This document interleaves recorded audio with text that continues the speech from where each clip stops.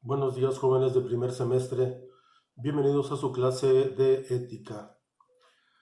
Hemos estado hablando acerca de la ética en un primer término de manera personal, después en el ámbito familiar y hoy iniciaremos en el contexto social. Hoy hablaremos acerca de la cultura y de las identidades culturales. Cuando nosotros escuchamos la palabra cultura, pues de inmediato nos viene a la mente pues ir a algún museo, algún concierto, alguna exposición de pintura, etcétera. Pero en realidad la cultura es un poquito o bastante más amplio de esto que estamos hablando. La cultura es el conjunto de rasgos distintivos, espirituales y materiales, intelectuales y afectivos que caracterizan a una sociedad o grupo social en un periodo determinado. Es decir, no solamente es cómo nos vestimos o cómo hablamos o qué es lo que comemos, qué es lo que pensamos. La cultura en sí entonces significa una serie de rasgos materiales e inmateriales de cada sociedad.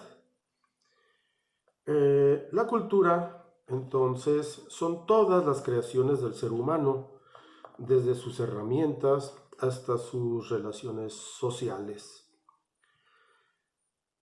Obviamente que también la cultura la tenemos que proyectar en cuanto a nuestro entorno de la naturaleza. Entonces,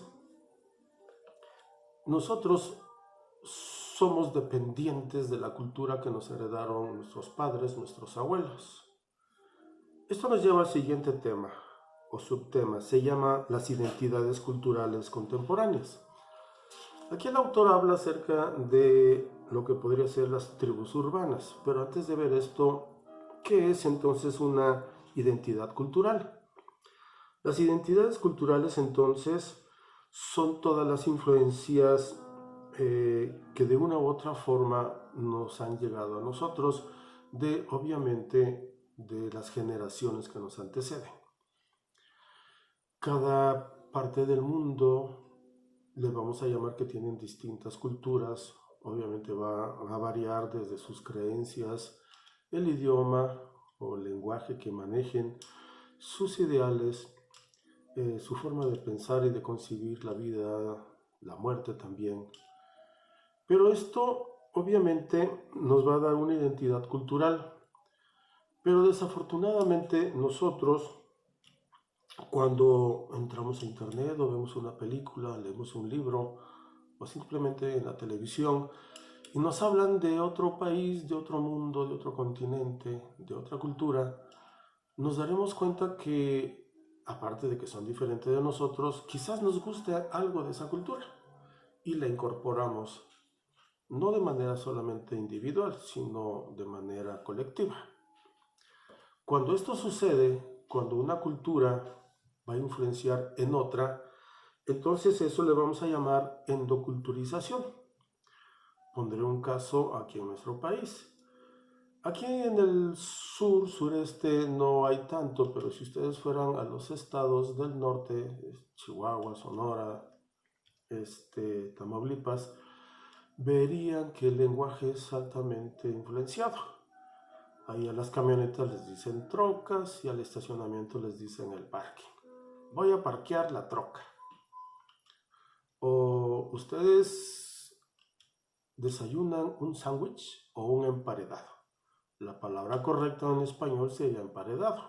Sin embargo, la influencia del inglés norteamericano, pues le decimos sándwich. Muchos de nosotros decimos, ok, ¿cuándo sería lo correcto? Está bien, estoy de acuerdo. ¿Cuántos de ustedes han pensado en ponerse un tatuaje? Eso es endoculturización. Nos ponemos el tatuaje porque nuestra cultura ha sido desplazada en esa parte y entonces también imitamos lo que hacen algunos jóvenes norteamericanos sin tener idea por qué se tatúan.